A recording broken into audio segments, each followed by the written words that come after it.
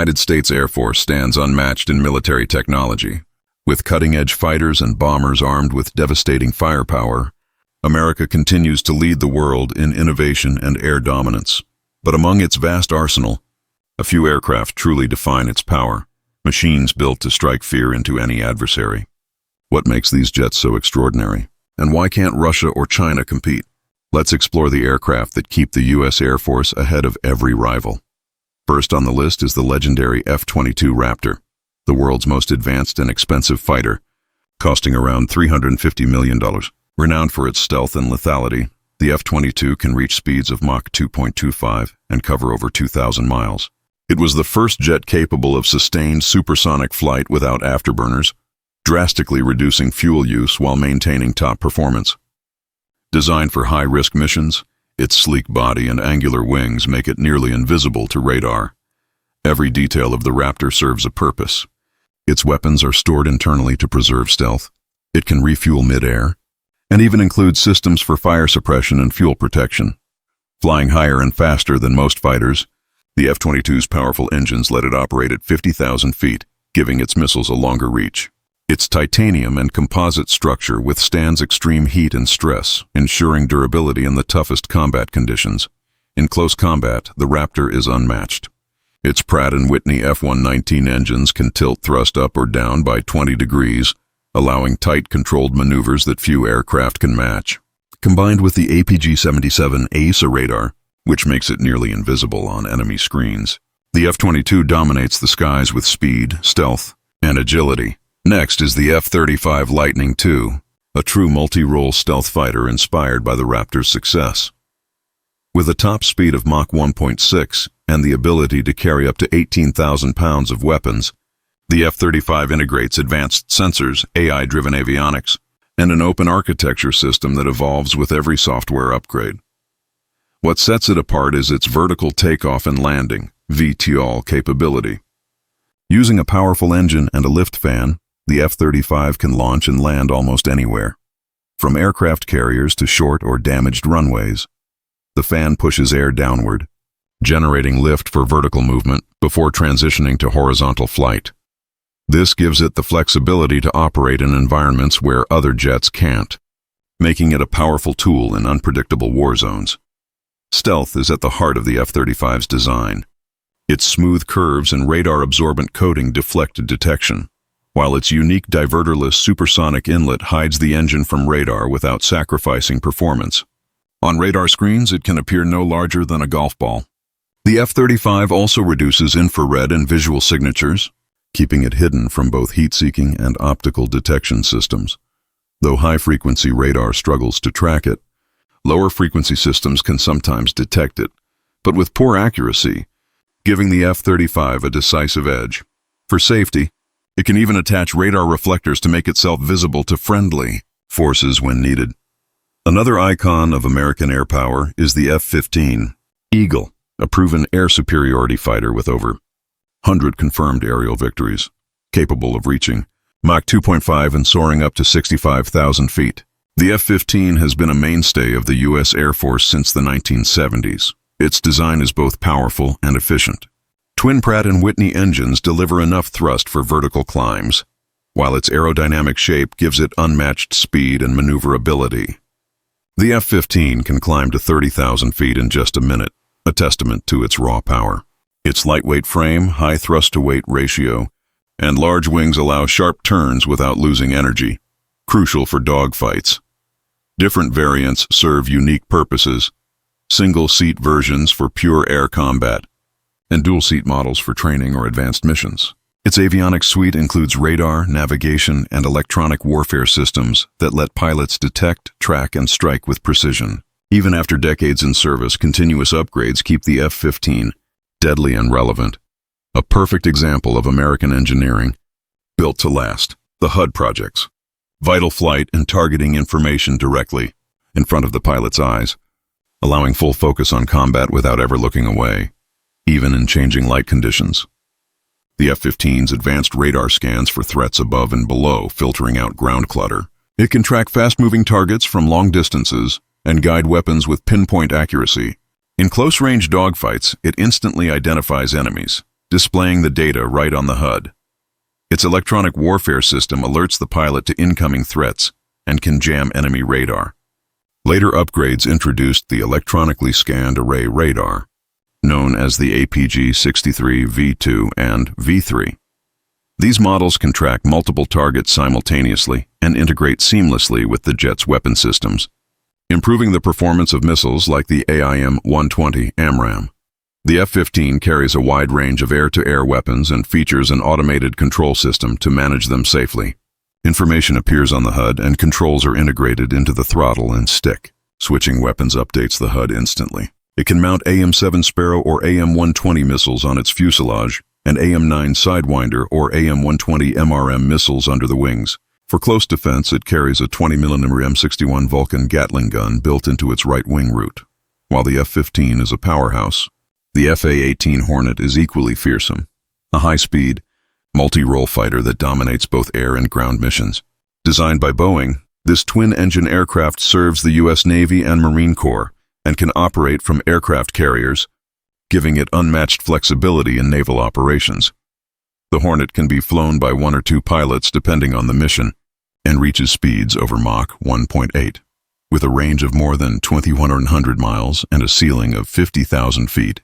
It's powered by 2 General Electric F404 afterburning engines that each produce 17,150 pounds of thrust, providing the speed and agility needed for intense missions.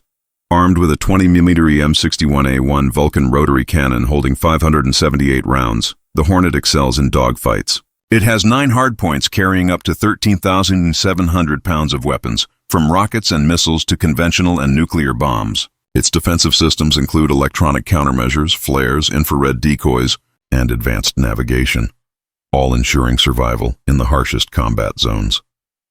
Since its debut, over 1,480 Hornets have been built, each costing around $67 million. Its blend of speed, firepower, and reliability has made it one of the most trusted fighters in U.S. military history, a true symbol of innovation and strength. Now let's move to a bomber that commands global respect, the B-2 Spirit. Developed by Northrop Grumman, the B-2 is a revolutionary heavy bomber built for stealth, power, and precision. Manned by a crew of 2, it's engineered to slip past the most advanced air defenses and strike deep behind enemy lines.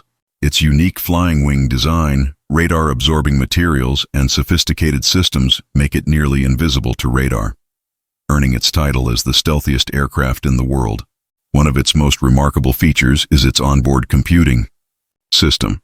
136 integrated computers working as a single brain to handle flight control, radar evasion, and targeting simultaneously. The B-2 can fly long-range missions, detect and destroy targets from miles away, and carry up to 50,000 pounds of bombs, including nuclear and precision-guided weapons. Its arsenal includes various configurations: 8 5,000-pound bombs, 36 750-pound bombs, or 16 2,000-pound bombs like the Mk-84 or GBU-31 JDAM. The B-2 combines intelligence and destructive power like no other, making it one of the most formidable assets in the U.S. Air Force. But as rivals continue to develop their own stealth bombers, the United States has taken the next leap forward, the B-21 Raider. Built by Northrop Grumman, the B-21 represents the next generation of long-range stealth bombers. Officially unveiled in December 2022 at Palmdale, California, it introduces cutting-edge stealth technology, improved endurance, and seamless integration with modern warfare systems. Designed to replace aging fleets, the B-21 ensures that American air dominance will continue well into the future.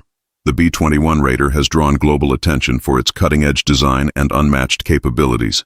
Built to deliver both conventional and nuclear weapons, this strategic bomber can penetrate the world's most advanced air defenses, making it a key element in future U.S. military strategy. Each B-21 costs around $700 million, with its first flight expected in 2023 and full operational service anticipated by 2027. By the 2040s, it's set to replace 2 legendary aircraft, the B-1 Lancer and the B-2 Spirit. Designed to exceed the performance of its predecessors, the Raider introduces next-generation stealth technology and greater operational flexibility. What truly sets the B-21 apart is its focus on stealth supremacy. Its sleek design reduces radar, visibility, allowing it to slip undetected through hostile airspace. Combined with a wide range of precision and nuclear weapons, this gives the Raider unmatched versatility, capable of performing missions from deep strike operations to nuclear deterrence. The aircraft will feature state-of-the-art avionics, advanced communication systems, and seamless integration with modern battle networks, ensuring its dominance for decades. Like the B-2, it's expected to use special coatings to reduce visibility, light on top and dark below, allowing it to blend into the sky, even at altitudes above 50,000 feet. A unique sensor system will adjust the bomber's altitude to match sky brightness, keeping it nearly invisible. To maintain these delicate stealth features, the B-21 will likely be stored in climate-controlled hangars, an expensive but necessary measure. Its avionics suite represents a leap forward: multifunction radar, GPS-aided digital navigation, space-based positioning systems, and advanced electronic warfare tools. The Raider can jam enemy signals, scan across multiple directions, and detect targets using high-resolution sensors and cameras. But the story of next-generation air power doesn't end there. The Next Generation Air Dominance (NGA) program is shaping the future of American air supremacy. The Air Force just shattered every speed barrier we thought was untouchable. While China and Russia scrambled to catch up, America already flew something so advanced it makes the F-22 look obsolete. Secret test flights. Speeds that defy physics. A fighter jet dominating the skies, in complete darkness, for 5 years. And no one knew. Not even Congress. Meet the F-47. It didn't just arrive. It has been rewriting the rules of aerial combat longer than anyone realized. What you're about to see will change everything you thought you knew about air superiority. But first, why did the Air Force bury this program so deep? The answer points to a threat over the Pacific, a threat that forced America to rethink everything about speed, stealth, and dominance. March 2025. President Trump steps up to a podium. A bombshell explodes across the globe. The F-47 isn't a concept. It's real. It's flying. And it's been breaking records, quietly, since 2020. 5 years. 5 years of classified test flights, pushing experimental aircraft to limits nobody thought possible. While analysts debated what sixth-generation fighters might look like, Boeing and Lockheed Martin were already proving it in the sky. Hundreds of hours. Supersonic flights. Not simulations. Not wind tunnels. Real. Dangerous. Sky-shattering. And here's the question that drove it all. Could America build a fighter that dominates both speed and stealth at the same time? Because before now, no one had done it. Want Mach 2 speed? You light up like a torch. Your aircraft becomes a beacon for every infrared sensor for hundreds of miles. Want total stealth? You sacrifice speed. Maneuverability. Everything. Physics said it was impossible. Then, in September 2020, DARPA announced something shocking. They confirmed records had been broken. But they didn't say which ones. Didn't release footage. Just a hint that something unprecedented had happened. And this is where everything changes. The F-22, America's crown jewel, maxes out around Mach 2.25. The F-35, Mach 1.6. Incredible feats, but they're now being surpassed. The F-47's experimental flights shattered expectations. Flew faster, farther, stealthier, and the most dangerous part, no one knows exactly how far it can go. What would you do if your enemy could strike before you even saw them? What if the skies you controlled suddenly weren't yours anymore? This isn't science fiction. It's the new reality. And the final truth about the F-47 will leave you questioning everything you thought you knew about modern air warfare. Watch till the end, because the secret behind its speed, its stealth, and the reason America kept it hidden, changes everything. Every moment, every decision in the air, is now a game nobody else can play. And one final revelation will make you wonder if the age of fifth-generation fighters is already over. So, what's next? Will other nations catch up, or will the F-47 remain untouchable in silence? One thing is certain, the skies will never be the same again. And this is just the beginning. Mach 2, while staying invisible. That sentence alone should not exist, because physics says you can have speed or stealth. Not both. But the F-47 ignored that rule. Industry whispers say Mach 2.25. Maybe more. Sustained. No afterburner flames. No radar spike. And if that sounds impossible, wait until you hear how they pulled it off, because the ending changes everything. Here's the problem no one talks about. Supersonic flight creates brutal heat. Friction alone can melt stealth coatings. That's why stealth jets fly slow, and fast jets glow like flares on radar. Every fighter before this had to choose speed or survival. The F-47 didn't choose. It forced a third option. The Air Force didn't call it stealth.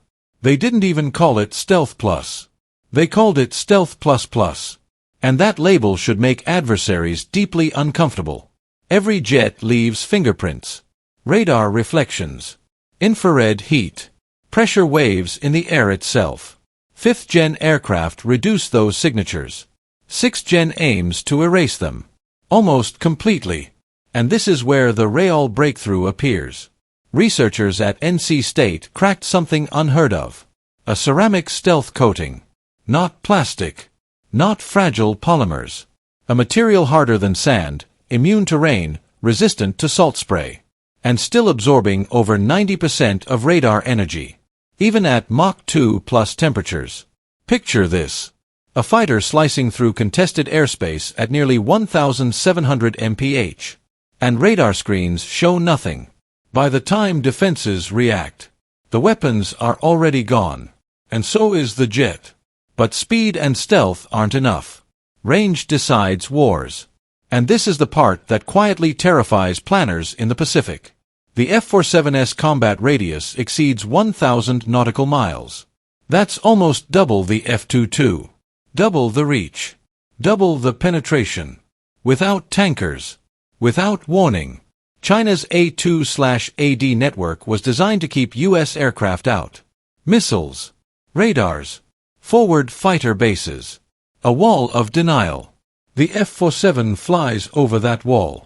From Guam. From Japan. Deep strikes. Return home. One aircraft doing the work of several.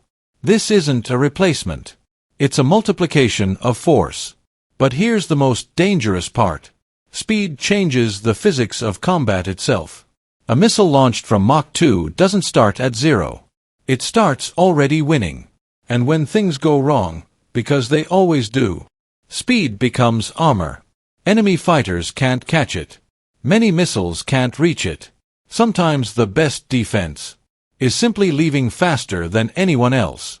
The F-47 supercruises. No afterburners. Lower fuel burn. Minimal heat signature. Supersonic from start to finish. Invisible. Relentless. This isn't theory. Those X-plane demonstrators flew for years.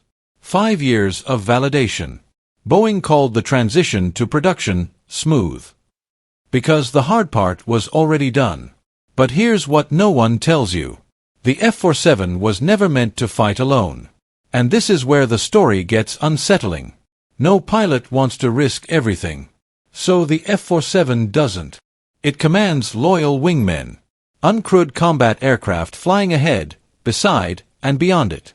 They scout. They jam. They strike. They die, so the pilot doesn't have to. Risk calculus rewritten. Now imagine this.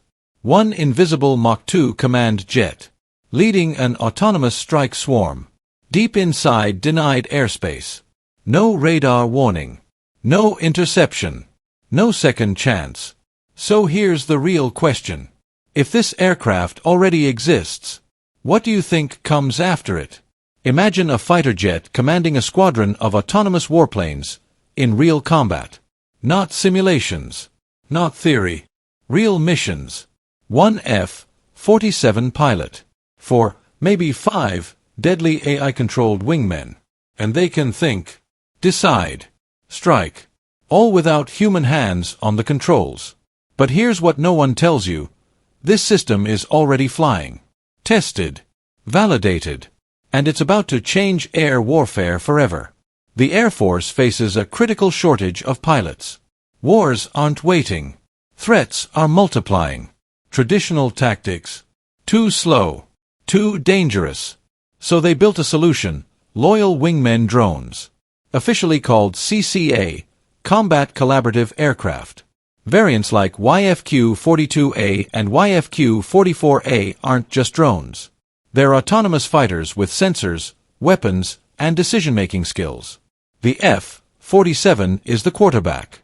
The drones, the unstoppable offense. Picture this, one F-47 slicing through the sky, 5 AI wingmen fanning out, creating a sensor network that stretches hundreds of square miles. They detect threats before the pilot even sees them. They jam radar, draw fire, intercept missiles, sacrifice themselves if necessary. Meanwhile, the manned fighter stays safe, striking from a position of advantage. And the payoff? Combat power multiplied, without more pilots. Risk managed. Enemies overwhelmed. Yes, there are limits. CCAs fly subsonic. Range, about 700 nautical miles. Less stealth than the F-47. But this is just the first step. Future variants will be faster, stealthier, deadlier. Here's the kicker. The Air Force plans over 1,000 drones to support 185 F-47s. That's roughly 5 to 6 drones per fighter. One F-47 becomes the center of a combat swarm capable of missions that would have required dozens of aircraft before. And guess what? It's already happening. Flying tests. Right now. Speed records. Forget the State Route 71. That was raw speed with no combat gear. The F-47's achievement? Highest sustained speed for a stealth combat fighter. Weapons. Sensors. Tactical systems. All in one. X-plane demonstrators proved it. DARPA validated advanced propulsion. Aerodynamics. Thermal management. Systems designed to make the F-47 faster, stealthier, and lethal, simultaneously. This isn't just technology, it's strategy. China's 6th-generation fighter concepts. Russia claims similar projects. But the US already flew operational demonstrators while competitors are still sketching designs. That head start could decide the next air war.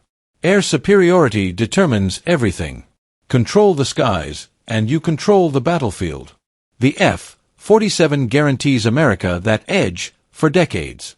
Imagine the Taiwan Strait. Anti-access missiles everywhere. Chinese radars scanning the skies. One F-47 launches from Guam, penetrates defenses, establishes air superiority, and returns. Alone. No other fighter in the world can claim that today. Not hype. Engineering. Physics. Precision. First production F-47. Being built now. First flight, 2028. Operational capability, 2029 to 2030. That's lightning speed for advanced military tech. Why? Boeing invested billions before winning the contract. Specialized production lines. Advanced training. They were ready the second the contract hit. Confidence. Unprecedented. The F-47 isn't just a fighter, it's a bet on American dominance. Every pilot knows the stakes. Their plane outmatches everything else in the sky. Every drone under their command multiplies their combat power. Confidence. Unshakable. And the engineers, pilots, and designers? Working in total secrecy. Hundreds of hours. No headlines. No glory. Just the quiet creation of a system that ensures American air superiority indefinitely. The F-47 isn't just a fighter jet. It's the nucleus of a combat revolution. Drones, AI, speed, stealth, tactical dominance, all combined. The assumptions about American air power narrowing? Broken. By 2030, the F-47 will make aggression against American interests impossibly costly. Every flight, every test, every secret X-plane demonstration proved one thing: the U.S. still leads. Globally, technologically, strategically. And here's the final thought. If one aircraft with loyal wingmen can redefine air combat, What comes next? A city of steel plows through the Pacific, invisible to most of the world. It weighs over 100,000 tons, carries its own air force, and never truly rests. Deep inside this moving fortress, a single mistake can cost lives in seconds. Below the flight deck, where cameras usually stop rolling, a 30-ton F-A-18 Super Hornet inches forward. Guiding it is a young sailor, known simply as a hangar rat, using nothing but hand signals. No radios. No margin for error. The deck is rolling, the engines are live, and millions of dollars of hardware surround him on all sides. One wrong move, and everything goes wrong. Welcome to the hangar deck, one of the most dangerous workplaces on Earth. An aircraft carrier isn't just a ship. It's a floating military base operating 24 hours a day, 7 days a week, thousands of miles from land. While the world focuses on jets launching from the flight deck, the real heartbeat of the carrier lives 2 decks below, in a place few ever see. This is the hangar bay. Here, aircraft are stored, repaired, armed, fueled, and rushed back into the fight. Hundreds of sailors work around the clock inside a space roughly the size of 3 football fields, moving multi-million-dollar machines with precision that borders on obsession. It's loud. It's cramped. It's dangerous. And without it, nothing above works. Today, we're taking you inside that world. From sunrise to midnight, you'll see what life is really like for the men and women who keep America's most powerful weapon operational in the middle of the ocean. If you've ever wondered what it takes to keep a floating fortress in the fight, you're about to find out. The hangar bay is essentially the carrier's garage, but on an extreme scale. It sits 2 decks below the flight deck, directly beneath the galley where thousands of sailors eat every day. The space stretches nearly 700 feet long, over 100 feet wide, and stands 25 feet high, more than 2/3 the length of the entire ship. And every inch of it is used. At any moment, more than 60 aircraft fill the hangar. F-A-18 Super Hornets, E-2 Hawkeyes, MH-60 Seahawk helicopters, and sometimes even AC-2 Greyhound cargo plane. They aren't neatly lined up. They're packed wingtip to wingtip, folded, angled, squeezed together as tightly as physics allows. On a carrier, space is life. And it's not just aircraft. Spare engines, fuel tanks, missiles, tool carts, hydraulic jacks, and maintenance equipment are everywhere. It looks chaotic, but it's carefully controlled chaos. Because the hangar isn't storage. It's a repair shop, a fueling station, a weapons depot, and an emergency response zone all at once. The hangar is divided into 4 massive sections, separated by steel fire doors. If a fire breaks out, those doors slam shut in seconds to stop it from spreading. On a ship filled with jet fuel, explosives, and nuclear power, fire is the ultimate enemy. Every procedure here exists for one reason: survival. And there's one more problem. The floor never stops moving. The carrier rides the ocean constantly, rolling, pitching, cutting through storms. Beneath your boots, the deck sways. Yet sailors still move 30-ton jets as if they were shopping carts. That kind of control doesn't come easily. That's where the hangar rats come in. Officially, they're aviation bosun's mates, ABHs. Unofficially, they're the masters of the hangar deck. Wearing yellow jerseys, they act as aircraft directors. Their job sounds simple: move planes. In reality, it's one of the most unforgiving jobs on the ship. Hangar rats guide fighter jets through spaces tighter than most parking garages using only hand signals.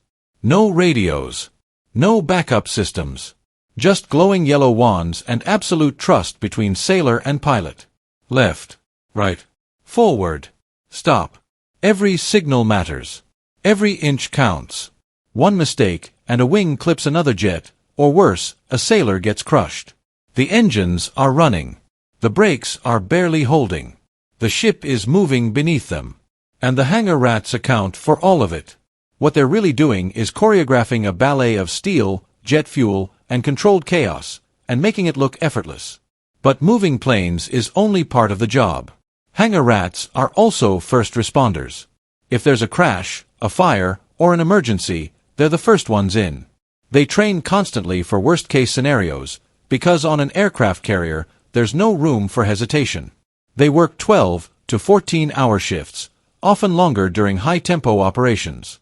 They're on their feet the entire time, soaked in sweat, breathing jet exhaust, working in 90-degree heat, crushing humidity, and near-zero visibility during night ops. It's exhausting. It's dangerous. And it's absolutely essential. So let me ask you, could you do it? 14 hours. 90-degree heat. Moving fighter jets by hand. Tell us in the comments. Life in the hangar follows a relentless rhythm known as cyclic operations, the pulse of the carrier itself. Aircraft launch and recover in groups called events, usually 12 to 20 planes at a time. Each cycle lasts about 90 minutes. Launch. Recover. Rearm. Refuel. Inspect. Repeat. All day. All night. No pause. About 45 minutes before launch, the hangar explodes into motion. Crews inspect every inch of their aircraft. Mechanics make last-minute fixes. Ordnance teams load missiles and bombs. Fuelers top off tanks. Everything must be perfect, because soon there won't be time to fix mistakes. Then the elevators begin to move. These aren't ordinary elevators. They're massive hydraulic platforms capable of lifting 2 fully loaded fighter jets, nearly 150,000 pounds, at once. 4 of them constantly shuttle aircraft between the hangar and the flight deck. When a launch event begins, the hangar empties fast, one aircraft after another rising toward the sky. And as soon as they're gone, the cycle starts again. For a few quiet seconds, the most dangerous workplace on Earth goes still. The flight deck clears.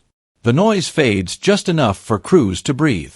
This is the calm between storms. Down below, the hangar comes alive. Sailors move fast, not because they want to, but because they have to. Maintenance teams swarm the remaining aircraft. This is their narrow window to work. And it's closing fast. In less than an hour, those jets are coming back. And when they do, the real pressure begins. Recovering aircraft is a battle of its own. Jets return hot, literally. Engines screaming. Landing gear battered by brutal carrier landings. Fuel tanks nearly dry. Every second counts. The moment a jet touches down, it's guided straight to an elevator and dropped into the hangar bay. That's when the pit crew mindset takes over. Refuel. Rearm. Inspect. Fix. Fast. Because in just 45 minutes, that same aircraft could be launching again. The turnaround is insane. All of this happens in a space no bigger than a high school gym, packed with nearly 60 aircraft and hundreds of sailors moving in controlled chaos. This rhythm never stops. Operations run in numbered events, Event 1, Event 2, Event 3, rolling non-stop through a full 24-hour cycle. The hangar never sleeps. Even when flight ops pause, maintenance continues. There is always something breaking, fixing, testing, or preparing below deck. Now let's go deeper, into the machine that keeps it all running. Behind the hangar bay, buried deep in the ship, is another world, the Aircraft Intermediate Maintenance Division, AIMD. This is where problems are hunted down and solved. Inside these shops are technicians, engineers, and specialists, the people who keep the air wing alive. Avionics. Hydraulics. Electrical systems. Engines. If it's on an aircraft, there's a shop dedicated to fixing it. And they're busy all the time. Fighter jets don't only break in combat. They break from punishment. Slamming onto steel decks at 150 miles per hour. Catching arresting cables with tail hooks. The stress is relentless. Landing gear cracks. Hydraulic lines leak. Electronics fail. Keeping these aircraft airworthy is a constant fight. The AIMD teams work in tight, unforgiving spaces. Every square foot on the ship matters, so these shops are squeezed into compartments, stacked and tucked wherever space allows. Yet everything is organized with precision. Every tool has a place. It has to, there's no room for mistakes. At the very back of the ship sits the fantail, an open-air deck where jet engines are tested at full power. This is the only safe place to do it. Stand behind an F-18 as it roars to life and you'll feel it, the heat, the vibration, the sheer force. It's brutal, but necessary. If something is wrong, it has to be found here, not in the air. AIMD runs 24/7, just like the hangar. There's always another jet waiting. Another deadline looming. These sailors rarely get the spotlight, but without them, nothing flies. Pilots earn the glory. Maintainers earn the mission. Now, who's actually in charge of all this? Running a hangar deck with dozens of aircraft and hundreds of sailors demands absolute leadership. At the top is the air boss, a Navy commander, usually a former squadron leader. He operates from primary flight control, known as Pri-Fly. From there, he controls everything involving aircraft, the flight deck, the hangar, and the airspace 5 miles around the ship. If it flies, he owns it. The air boss wears yellow, but he can wear any color he wants. Why? Because he represents everyone. His authority is absolute. Under him is the aircraft handler. This officer controls where every single aircraft goes. Inside flight deck control, a massive board displays scale models of every plane on the carrier. It's a non-stop chess match. Move this jet here, shift that helicopter there, clear space for incoming aircraft, avoid a locked deck where nothing can land. The handler coordinates constantly with deck officers, hangar officers, and elevator crews. Timing is everything. One mistake can shut the entire operation down. Then there are the sailors on the deck, the backbone of the carrier. Hangar rats, plane captains, fuelers, ordnance men, firefighters. Each role marked by jersey color: yellow for directors, blue for handlers, red for ordnance, purple for fuel, green for maintenance.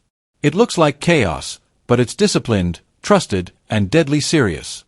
Because out here, trust isn't optional. It's survival. So here's a question for you. If you ran a carrier, where would you want to work? Flight deck, hangar bay, or up in the tower? Drop your answer below. Now let's talk about the danger.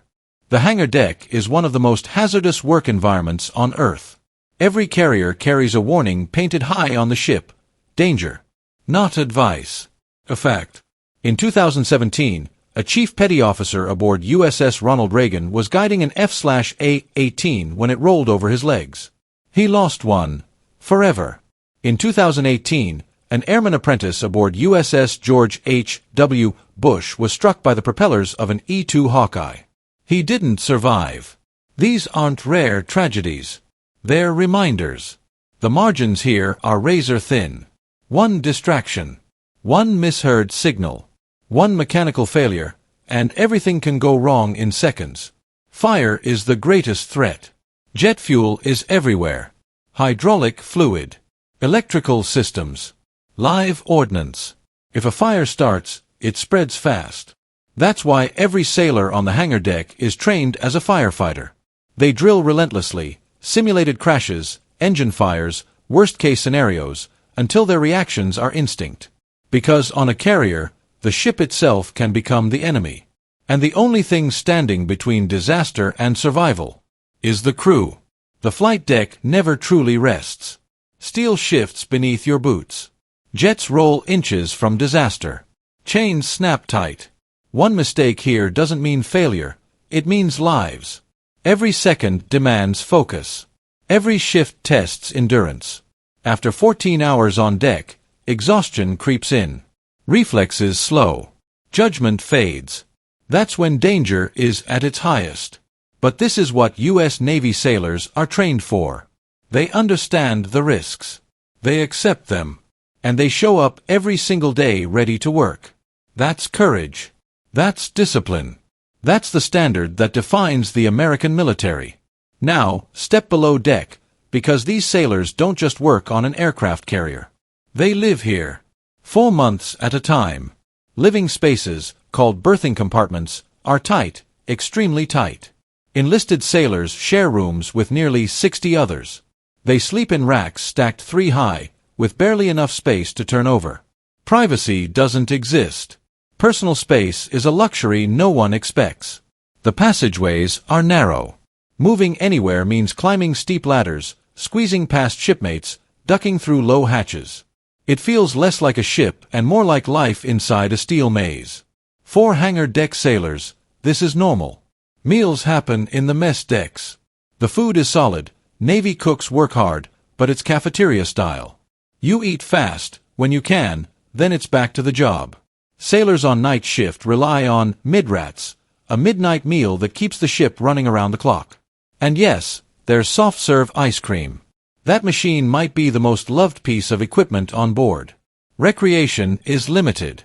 There's a small gym. Some sailors watch TV. Others read, play cards, or video call home when satellite signals cooperate. Free time is rare. Most sailors work 12 to 14 hours a day, often more. By the time the shift ends, exhaustion takes over. Sleep becomes priceless. So why does morale stay high? Camaraderie. These sailors become family. They depend on each other. Trust each other. When you're thousands of miles from home, surrounded by nothing but ocean, your shipmates are everything. That bond doesn't fade, it lasts a lifetime. An aircraft carrier is called a floating city for a reason. It has its own post office, barbershop, medical clinic, and ship store. Everything a sailor needs is on board, because for 6 to 9 months, this steel giant is home. So why does all of this matter? Because aircraft carriers are America's most powerful tools. They project strength anywhere on the globe. A single carrier strike group can dominate thousands of square miles of air and sea. It can launch airstrikes, deliver humanitarian aid, conduct search and rescue, and send a clear message when diplomacy runs out. And none of it works without the hangar deck. Without the sailors moving aircraft, repairing jets, loading weapons, and refueling planes, a carrier is just a massive hotel floating at sea. The hangar crew is the heartbeat of the mission. They keep the air wing ready. They keep America safe. Right now, at this very moment, U.S. aircraft carriers are deployed across the world. In the Pacific, the Mediterranean, the Persian Gulf. On every one of them, hangar decks are alive with activity. Sailors working through the night, keeping jets ready for whatever comes next. They don't do it for recognition. Most Americans will never know their names. Every year, 1,500 American heroes disappear beneath the ocean. No graves. No headstones. Just coordinates, sealed in a letter the public never sees. And what happens after the ship stops moving is something most Americans don't even know exists. 600 feet below the surface. 3 miles from land. The ocean closes forever. But before that moment, there's a ritual so precise, so emotional, that even hardened sailors struggle to stay composed. And the ending, it changes how families grieve, forever. When a Navy veteran chooses burial at sea, the family gives up something most people take for granted. They won't attend. They won't watch. They won't say goodbye in person. Sounds cruel, right? But here's what no one tells you. It starts with one phone call. A number that never closes. Day, night, holidays. Because grief doesn't wait. Within days, the family receives a packet. Not paperwork. A roadmap for one of the most sacred traditions in U.S. military history. But then comes the hard truth. The ceremony doesn't happen on a schedule. It happens only when a Navy ship is already at sea. That means waiting. Sometimes 12, even 18 months. Why? Because the Navy refuses to rush honor. The family won't be there. Instead, an entire ship becomes the family. Every sailor, every officer, every rank. They prepare for days. Not because they have to. Because they believe this veteran deserves nothing less than perfection. Most burials are cremated remains. And even then, there are rules. No plastic. No pollution. Only biodegradable urns. Because even in death, these sailors protect the ocean they once defended. But full caskets. This is the part that surprises people. Only 15 times a year, a full casket goes overboard. 20 holes drilled with absolute precision. 8 on top. 8 on the bottom. 2 at the head. 2 at the feet. Not random. Calculated. The casket must weigh 300 pounds minimum. No lead. Only sand or concrete. Why? So it sinks fast. And never rises again. The ship reaches the location. At least 600 feet of water below. Sometimes 1,800. Engines stop. Flags drop to half-staff. Then a voice echoes through steel corridors. All hands, bury the dead. Sailors gather on deck. Perfect uniforms. Black bands on their arms. The ocean is silent. This ceremony has two parts, and both matter. First, the prayers. A chaplain speaks. If there's no chaplain, the commanding officer does it himself. Heads bow. Faith doesn't matter here. Respect does. And then, the military takes over. 7 sailors step forward. A chief petty officer commands them. The flag covers the casket perfectly. Union at the head. Over the left shoulder. Every detail exact. Because this moment will only happen once. Firing party. Present arms. Every sailor salutes. The prayer ends. The board tilts. And just like that, the ocean takes one of its own. The flag stays behind. 3 volleys crack across the water. Thunder over waves. Then, taps. Not a recording. A real sailor. Breathing through the hardest notes of their career. No one moves. For ashes, it's quieter. Somehow heavier. The urn opens. The wind carries what remains. Some families ask for the empty urn to follow. Most don't. Now listen carefully. Because this is the part most people never hear about. Within 10 days, something extraordinary happens. The commanding officer writes a personal letter. Not a template. Not a form. A real letter. With the exact time. The exact date. And the exact coordinates where their loved one rests forever. Many families frame them. Some sail there every year. Photos. Sometimes video. The folded flag that covered the casket. A chart of the ocean. Proof that their loved one wasn't forgotten. They were honored by an entire ship. Only 5 Navy ports handle this duty. Each one waiting for the right ship. The right sea. The right moment. Because the Navy believes this. You only get one chance to do this right. A body disappears beneath the ocean. No grave. No headstone. Just coordinates. Locked away forever. And the people who perform this ritual.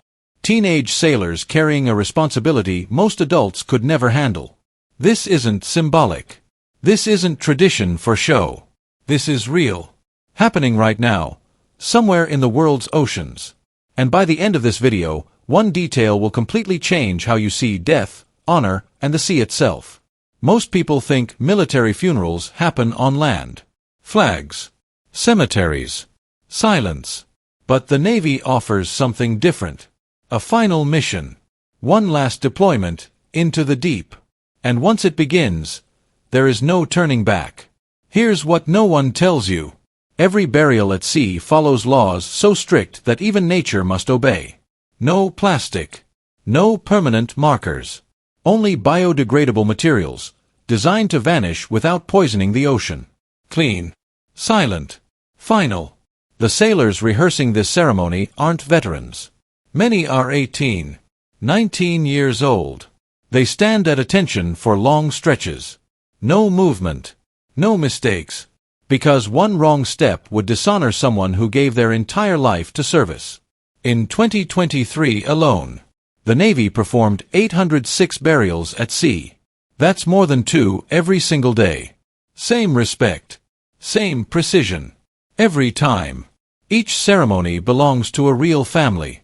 Real grief. Real history. And when the body slips beneath the waves, those GPS coordinates become priceless. Passed down like an inheritance. But this is where everything changes. These burial sites don't stay empty. Over time, they become reefs. Life grows where life ended. Fish gather. Ecosystems bloom. The fallen protect the ocean, one last time. This honor isn't reserved for one belief. Christian, Jewish, Muslim, Buddhist, all faiths, all backgrounds. Same military ritual. Different prayers. Equal respect. Spouses. Dependent children. Entire families can rest together beneath the sea. No separation. Even in death. What would you choose, eternity apart, or forever together? Storms don't cancel these ceremonies. They delay them. Ships wait. Hours. Sometimes days. Because dignity matters more than schedules.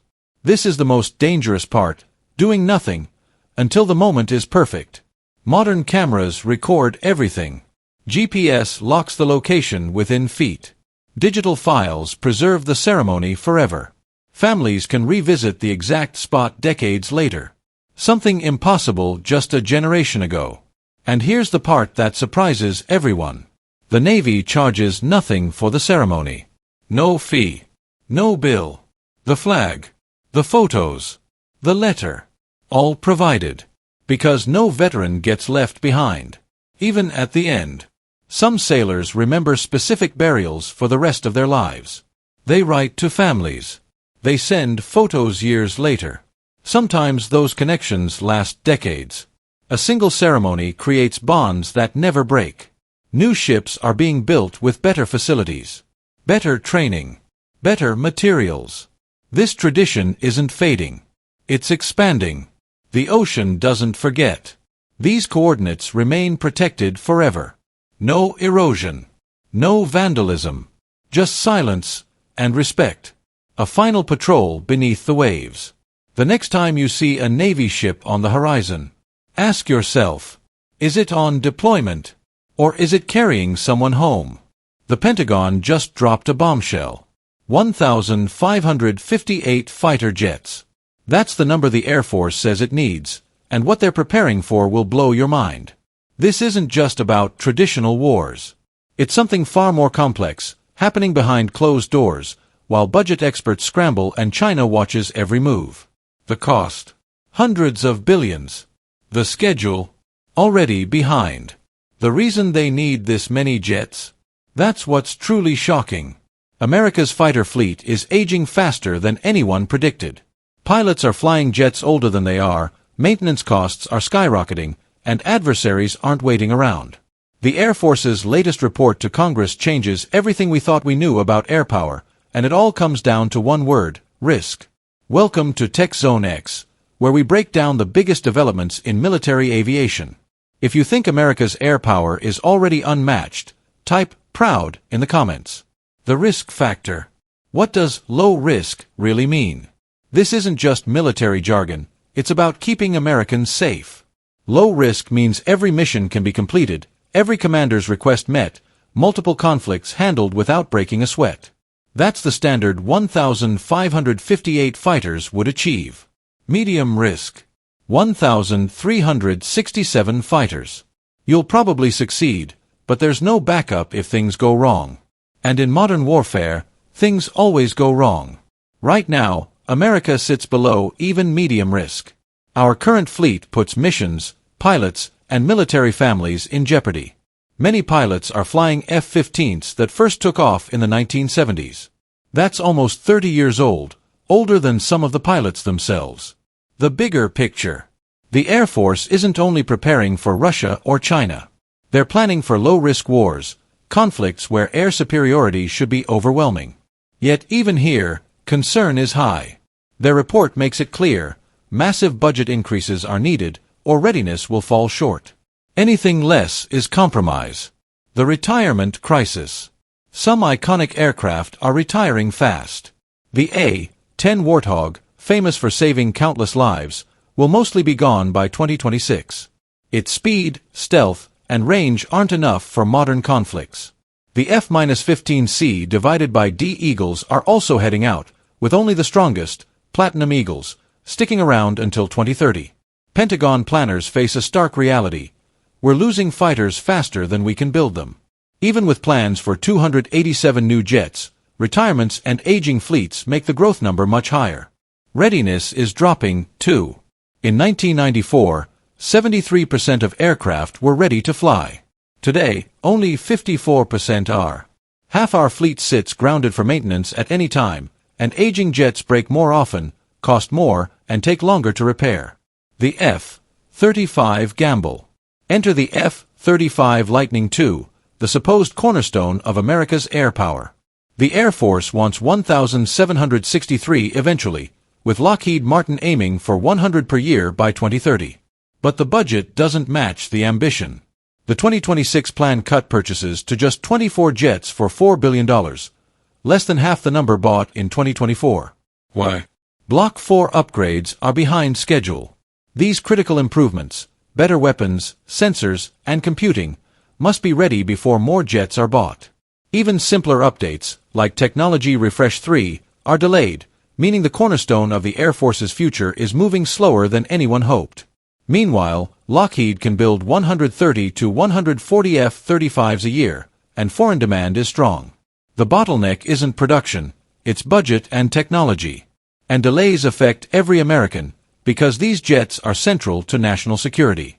What if I told you that the most expensive fighter jet in history can deliver its planes up to 60 days late, and still collect bonus payments? Imagine any other business getting rewarded for being late. Yet, this is exactly what's happening with the F-35 program. The F-15EX solution. So, if the F-35 is struggling, what's the backup? Enter the F-15EX Eagle II, Boeing's modernized version of the legendary F-15. Why the hype? Because it works. It's proven, reliable, and can carry an insane amount of weapons. Right now, Boeing builds about 12 F-15E times S per year, aiming to double that to 24 by 2027. These Eagles are built to last, flying well into the 2050s. That's a 30-year service life straight off the line. The F-15EX isn't trying to be stealthy. It's a missile truck. Unlike the F-35, which hides its weapons inside, the F-15EX hangs bombs and missiles everywhere it can. In missions where stealth doesn't matter, like homeland defense, this is exactly what commanders need. Speed, range, firepower, it's all there. And it costs far less to operate than the F-35. Maintenance is simpler, and pilots already know how to fly it. But here's the genius. The F-15EX and F-35 actually complement each other. The F-35 sneaks into contested airspace, stealth intact, clearing the way. Once air superiority is established, the F-15EX swoops in, carrying heavy firepower at a fraction of the cost. This high-low mix makes perfect tactical and financial sense. Boeing is confident too. Global demand from allies like Israel, Saudi Arabia, and Qatar ensures production stays steady and costs stay manageable. The sixth-generation fighter, F-47. Now, let's talk cutting edge, the F-47, America's sixth-generation fighter. This isn't just a jet, it's a flying command center. With AI-powered drone wingmen, a single pilot could control multiple unmanned aircraft, coordinating attacks and intelligence in ways previously unimaginable. First flight is expected by 2028. This program almost didn't happen. Early estimates put the cost at over $20 billion for just the next 5 years. But military planners see a bigger picture: rising Chinese capabilities, vast Pacific distances, and a future where traditional fighters won't be enough. The F-47 is designed for extreme range, advanced stealth, and sophisticated sensors, giving America a decisive edge in high-stakes air combat. The budget challenge. Here's the reality. The Air Force wants 1,558 fighters, but the money might not exist. Every dollar spent on new fighters is a dollar not spent on bombers, missiles, Navy ships, or Army equipment. The Air Force is essentially saying, this is what readiness costs. If you won't pay for it, tell us which missions we should risk. What this means for America. For everyday Americans and aviation enthusiasts, this is important. The Air Force isn't sugarcoating problems, they're being honest about the tough choices.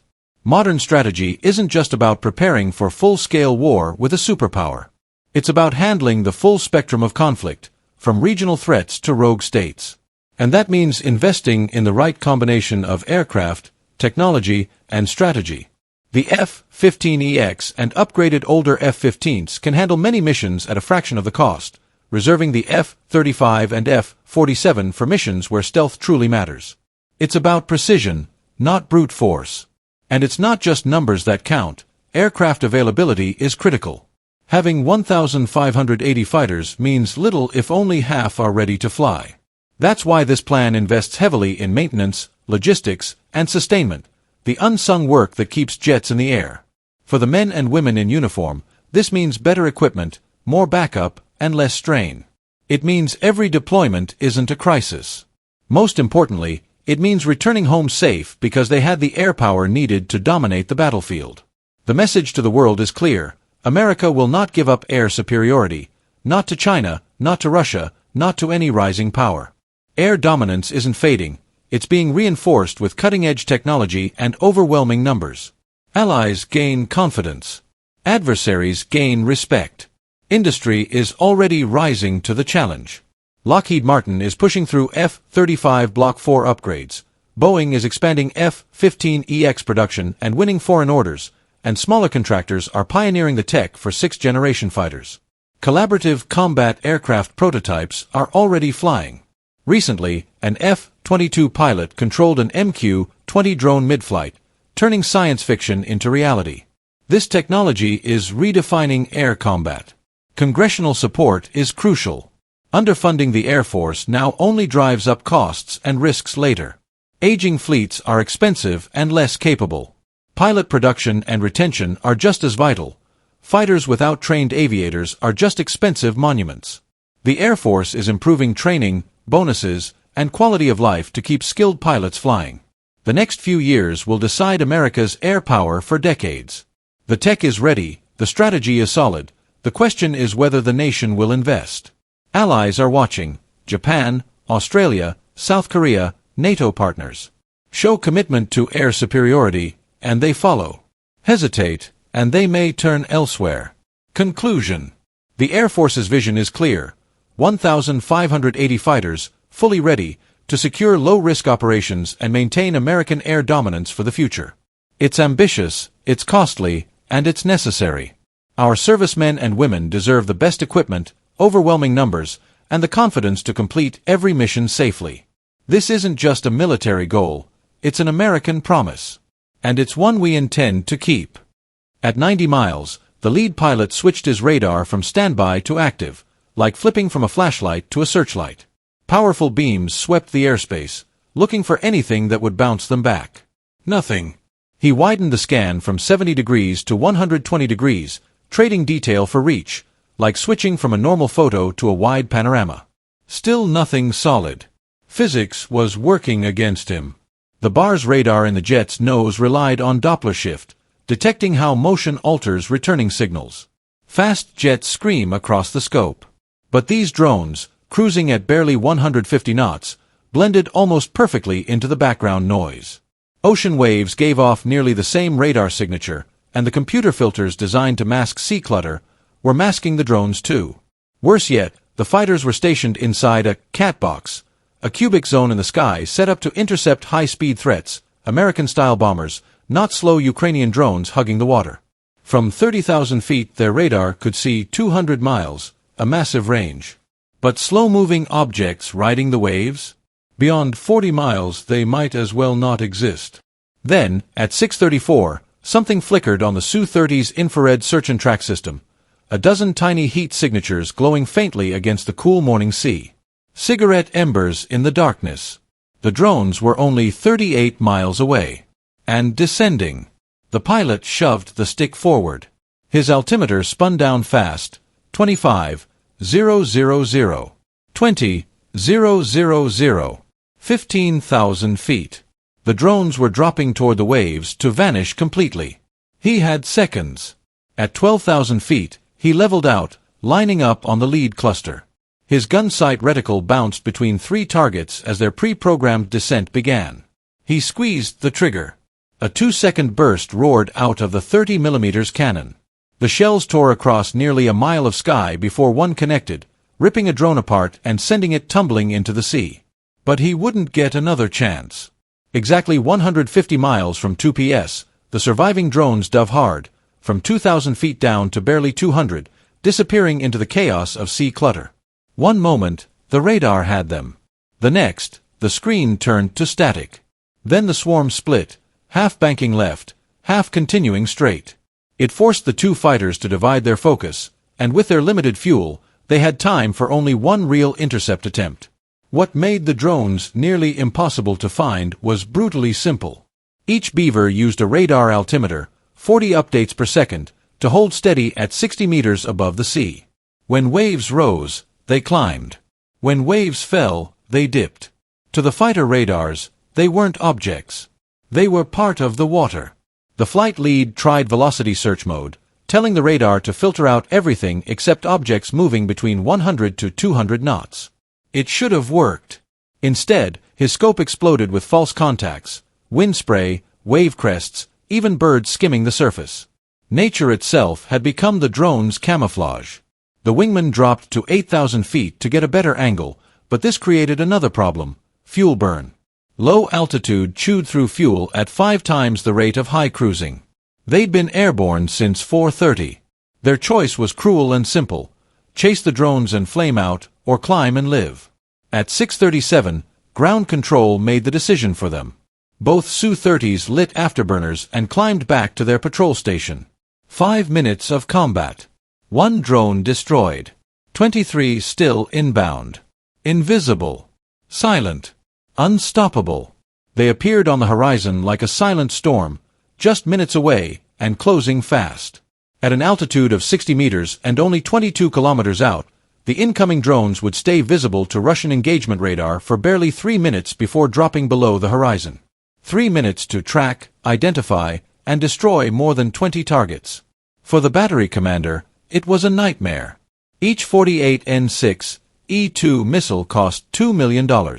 Each drone, maybe $50,000. If he fired at everything that looked suspicious, he'd drain his entire stockpile on decoys. But if he waited for perfect targeting data, the swarm would reach Chwopsy untouched. This is the cold arithmetic of modern war. Sometimes the cheaper weapon wins by simply existing.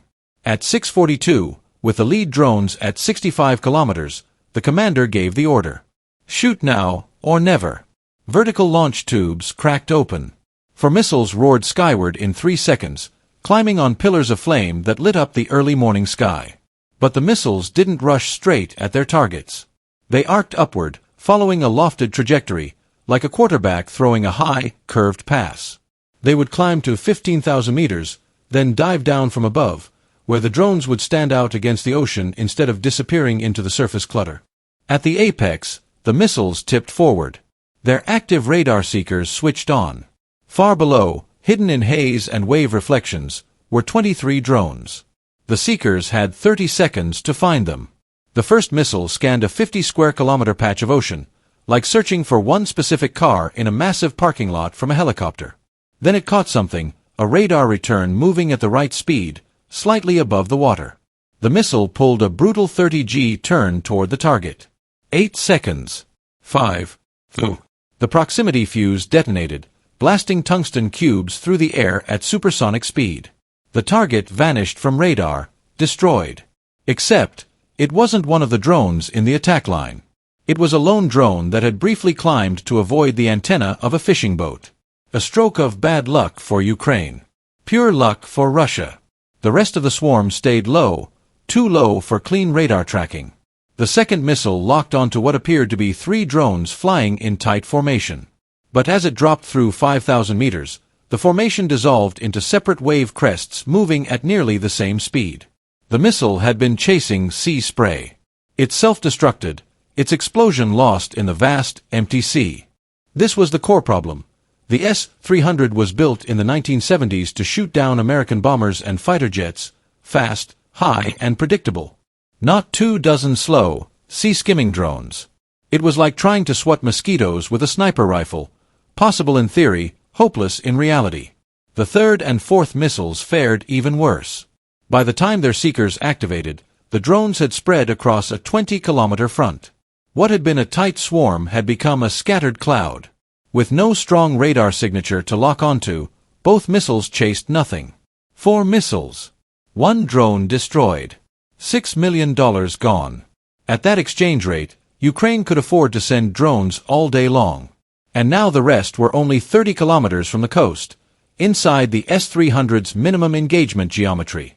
The battery could still fire, but the missiles couldn't turn sharply enough to catch such low, slow targets. At 6:45, radar showed 22 tracks moving steadily forward. Russia's last hope wasn't missiles. It wasn't fighter jets. It was electronic warfare. At 6:50, as the swarm crossed the 15-kilometer line from Tupsi, the drones experienced something bizarre. Their GPS receivers showed perfect satellite lock, 12 satellites, excellent geometry, yet their location data was chaotic. One moment they were over open water. The next, half a kilometer inland. Then suddenly back out to sea, then appearing in places that didn't physically exist. The Pole 21 electronic warfare network had activated. Pole 21 wasn't one massive jammer. It was dozens of small transmitters hidden across Tupsi's industrial zone, each mounted. It began as a quiet morning, until a small device on a rooftop unleashed a digital punch strong enough to blind a drone mid-flight. Barely pushing 20 watts, no more powerful than a desk lamp, it broadcast perfectly tuned radio noise on the exact frequencies used by GPS and GLONASS satellites. The drone, trying to hear faint signals from 20,000 kilometers above Earth, was suddenly overwhelmed by a blinding blast of local interference. But Russia's Pole 21 system didn't stop at jamming. It did something far smarter. It lied. Each transmitter emitted fake satellite signals with slightly altered timing. To the drone, everything looked normal. 4 satellites, 4 distances, 1 calculated position. Simple geometry. Except, the satellites were actually transmitters on the ground, feeding fabricated coordinates. Within 2 seconds, the lead drone realized something was wrong. Its autopilot detected the corrupted GPS data, position readings jumping like a pinball, and instantly switched to backup navigation. No satellites now. Just gyroscopes and accelerometers, counting every tiny movement since the last known good fix. But these weren't military-grade instruments. Just commercial MEM sensors, tiny vibrating structures etched on a chip. Good for a few minutes. After that, they drifted badly. 10 meters of error for every minute of flight. Over 12 kilometers, that meant missing the target by the length of a football field. Ukraine's mission planners knew this. They had mapped every Pole 21 transmitter for months, each with its own electronic fingerprint. The final 15 kilometers of the mission were expected to be completely GPS denied. That's why each drone carried a camera and a simple but reliable pattern-matching computer. At 6:51, the lead drone's camera spotted its first landmark, the 140-meter catalytic cracking tower at the refinery, painted in red and white stripes. The onboard system matched the image to stored data and corrected its drifting position. Suddenly, the drone knew exactly where it was again. More landmarks followed, the Y-shaped pier stretching into the Black Sea, the grid of storage tanks, the curve of the coastal highway. Each visual marker refined the navigation further. Crude, yes, but extremely effective. The landscape itself had become the map. At 6:53, the lead Beaver drone dipped into its final attack run. Its camera locked onto the octagonal structure where 6 massive pipelines converged, the refinery's main export manifold. The INS had drifted 47 meters east, but the visual lock corrected it instantly. The drone slipped between 2 roaring flare stacks, flames just meters from its wings, and struck the manifold dead center. The 40-kilogram warhead detonated, smashing the valve assembly like glass under a hammer. Oil under 800 psi blasted into the air, atomizing into a fine mist that mixed with the morning breeze, forming a rolling cloud of explosive vapor. 8 seconds later, drone number 2 hit a tanker at the offshore pier. The charge tore through the deck into the pump room. It didn't need to destroy the ship, just break enough pipes and valves to release vapor from 8 partially filled cargo tanks. The ship's emergency shutdown system reacted instantly, but physics didn't care. Leaked vapor never goes back into the tank. Drones 3 and 4 went for the loading arms, giant hinged steel straws that transfer oil to ships. Their impacts severed the arms at the base, sending tons of metal crashing onto the pier. Nearly 200 cubic meters of oil trapped in the lines spilled into the harbor, spreading into a rainbow-colored slick across the water. The remaining drones arrived in a deadly, calculated rhythm, each hitting its assigned target. Storage tanks ruptured, and their contents began to pour outward across the facility like deep beneath America's coastline. Weapons are sleeping that could erase cities in minutes. Not missiles in silos. Not bombs on planes. Hidden. Guarded. Waiting. Right now, as you're watching this, the U.S. Navy is protecting over $58 billion in ammunition so dangerous, its full locations can't even be spoken out loud. But that number, that's only what they're allowed to admit. And what happens at the very end of the story is the part no civilian is ever supposed to see. These aren't simple warehouses. They're underground fortresses. Concrete bunkers stretching for miles. Security layers so extreme one mistake could trigger a national emergency. And here's what no one tells you. The Navy didn't upgrade these facilities because of the past. They upgraded them because of what's coming next. Back in 1996, official records showed the Navy stored $14.9 billion in serviceable ammunition. That was nearly 30 years ago. Fast forward to today. One single carrier strike group deployment burned through 155 Standard missiles, 125 Tomahawk cruise missiles, and nearly 60 air-to-air missiles. That's over $230 million. Gone. In one deployment. So ask yourself, what happens when wars last longer? What happens when resupply isn't guaranteed? And what happens when enemies start watching these storage points? This is where everything changes. The Navy isn't just storing ammunition. They're guarding weapons capable of reshaping continents. Nuclear warheads, hypersonic systems, precision-guided missiles worth more than luxury mansions, each. And the scariest part? The public only sees the surface layer. Below that are classified facilities. Underground complexes that make Fort Knox look like a convenience store. Facilities built to survive sabotage, earthquakes, attacks, and scenarios that never make the news. In sunny California sits one of America's most guarded locations. Naval Weapons Station Seal Beach. 5,256 acres. 230 buildings. 128 specialized ammunition magazines. Nearly 590,000 square feet of stored firepower. But in 2024, something changed. The Navy built a brand new ammunition pier, designed specifically for modern warships like the USS Paul Hamilton and USS Tripoli. Why? Because the old system couldn't handle the scale anymore. 6 mobile cranes. Each lifts 90 tons. Around the clock. That's not logistics. That's controlled danger. And yet, Seal Beach is only one piece of a much darker puzzle. Now imagine loading massive explosives next to civilian cities. Terrifying, right? That nightmare almost became reality in 1943. A ship packed with explosives caught fire in Bayonne, New Jersey. Military planners realized, if it detonated, the blast could have reached Lower Manhattan. That moment rewrote naval history. The solution became Naval Weapons Station Earl. A 2.1-mile-long ammunition pier stretching deep into Sandy Hook Bay. Far from cities. Far from civilians. 2 zones. One stores and prepares weapons across 4 townships. The other handles loading, connected by a 15-mile military corridor no civilian ever uses. Every movement timed. Every mistake unacceptable. This facility services nearly every class of U.S. Navy ship, plus Allied warships from around the world. And still, even Earl isn't where the real secret lives. Now we go beneath the surface. Buried. Reinforced. Silent. The Navy invested $294 million into a facility so secure. Even its true purpose is rarely discussed. Layers of blast-resistant concrete. Environmental controls to prevent decay.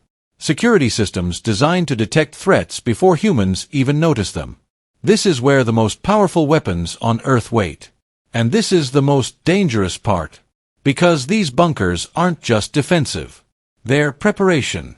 Every upgrade, every expansion, every classified dollar spent, points to one truth.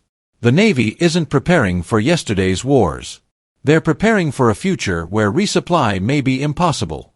And the first strike might target these very locations. So ask yourself, if this is what they're willing to reveal, what are they still hiding underground?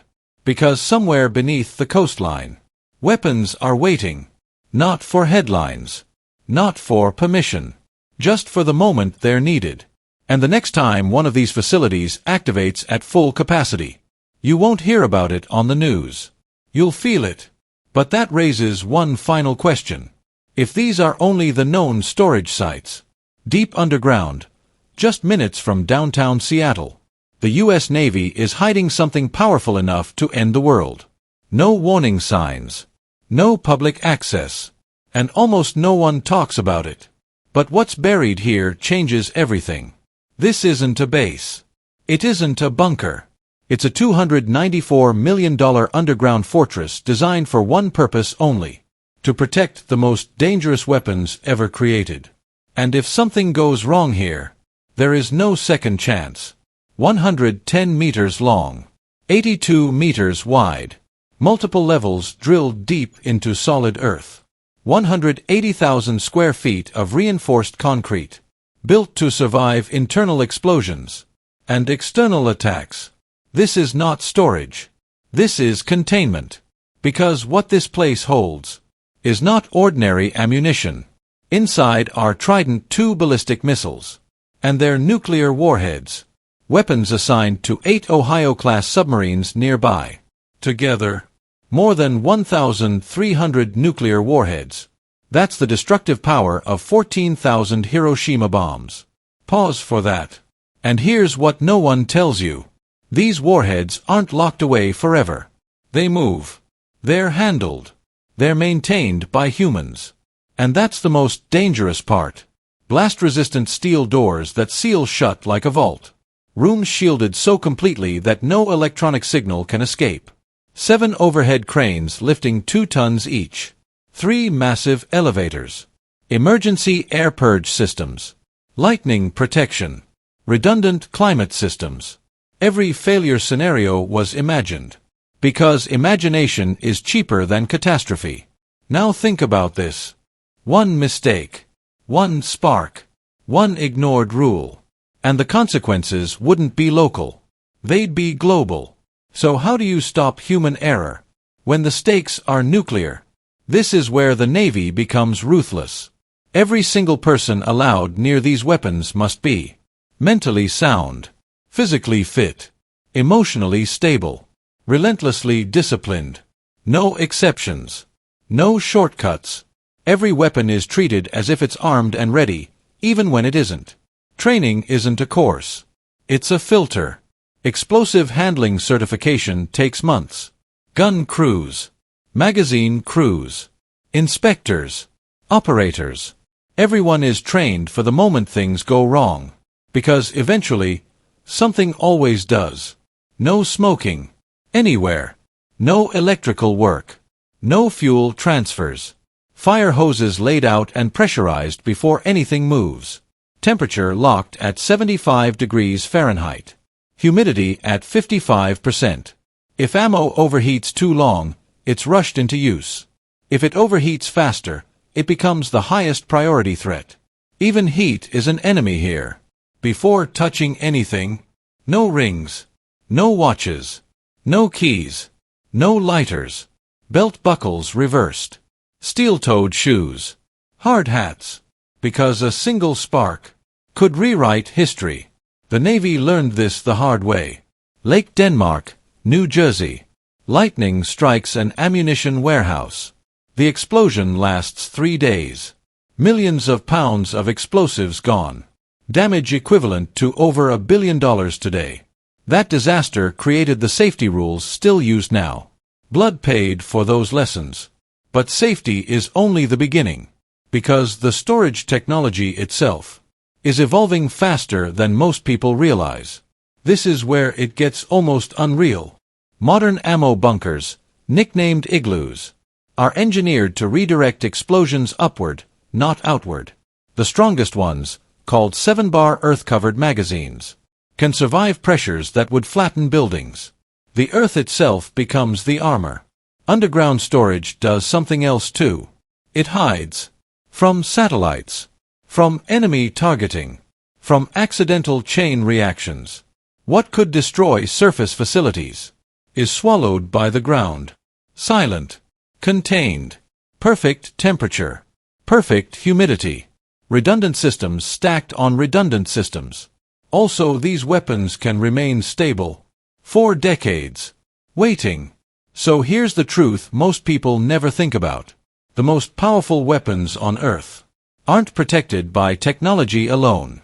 They're protected by rules written in tragedy, and humans trained to never forget what failure costs. But here's the question. What happens when those submarines leave port? When the doors open, and these weapons disappear into the ocean? Because that's where the real story begins. And that is something almost no one has ever seen. One wrong spark, and an entire coastline disappears. Not a movie scene. Not a drill. This is real, and it's happening right now inside America's most secretive naval facilities. But here's what no one tells you. The real danger isn't the enemy outside. It's what's stored inside. Behind ordinary-looking fences sit billions of dollars in weapons powerful enough to change wars in minutes. No windows. No signs. No second chances. Every movement is tracked. Every mistake could be catastrophic. And the system protecting it all is more advanced than most people can imagine. Watch closely, because the final truth changes everything. Modern war doesn't wait. Missiles don't pause. Drones don't miss opportunities. If ammunition isn't ready now, lives are lost now. This is why the U.S. Navy treats ammunition storage like a battlefield of its own. Motion sensors, surveillance systems, access controls that log every step, every second, every human error. You don't just enter these facilities. You're approved, verified, and tracked. At Seal Beach, something radical happened. Trains were replaced. Not upgraded, replaced. Why? Because rail is predictable, and war is not. Instead, 230 specialized trucks and trailers took over, able to move faster, reroute instantly, and respond to crises in real time. This wasn't logistics. It was survival engineering. And this is the most dangerous part. Loading the ammunition. 6 massive mobile cranes. 90 tons each. But raw power isn't the real innovation. These cranes are engineered to avoid sparks, to reduce vibration, to move with surgical precision. One uncontrolled motion, and history changes forever. All of this exists for one reason. Not just to protect America, but to stabilize the world. Right now, Congress is considering a move that could reshape global power. A joint U.S. ammunition manufacturing and storage facility. In the Philippines. Former Subic Bay. Cold War territory. Modern consequences. Nitrocellulose. Nitroglycerin. The raw ingredients of modern war, forward-positioned in the Indo-Pacific. This is where everything changes. Still think this is overkill? During a single real-world crisis, Iran launched over 300 missiles and drones toward Israel. U.S. Navy destroyers fired SM-3 interceptors. Air Force fighters shot down kamikaze drones. If each fighter used just one AIM-9X missile, that operation alone consumed 40% of the Air Force's entire 2024 missile purchase. One night. Nearly half the supply. What would you do if the next attack came tomorrow? This is why the Navy's future depends on storage as much as ships. By 2040, the fleet grows toward 390 ships. Budgets rise from $255 billion to $340 billion. And a massive share goes here. Not to ships you see, but to ammunition you never will. Because modern wars aren't won by courage alone. They're won by preparation. From the 256-acre fortress at Seal Beach to underground nuclear-rated complexes hidden from maps. Every bunker tells the same story. Discipline. Engineering. Responsibility. $58 billion in ammunition. Handled daily by men and women who no one mistake could change history. This isn't storage. It's deterrence. So the next time you see a Navy ship on the horizon, ask yourself this. What really makes it powerful? The ship, or the invisible network behind it? Because somewhere underground, right now, the future of global peace is sitting quietly, waiting.